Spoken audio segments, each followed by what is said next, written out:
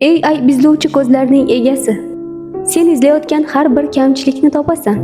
Ha, sen odamlarda juda ko'p kamchiliklarni ko'rasan. Lekin shuni bil, sen ko'rgan har bir kamchilik sening bir parchangni yulib ketadi. Agar tanqidni o'ylab chiqaradigan onging senga qilgan yomonligini anglab yetganingda edi, o'z aqlingdan voz kecharding.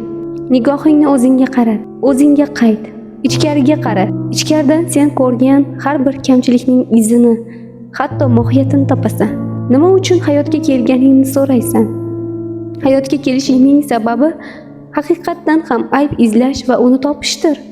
Ammo o'zingdan yaralishingning sababi ularni tuzatmoqdir, mukammallashtirmoqdir. Sen ko'rgan har bir inson senga oyna bo'ladi. Kamchiliklaring seni topadi. Fikrlaring bir mavjudotga aylanadi. Ro'parangda turadi. Eshit, ichingdagi ziddiyatni to'xtat. Tartibsizlik va chalkashlikni.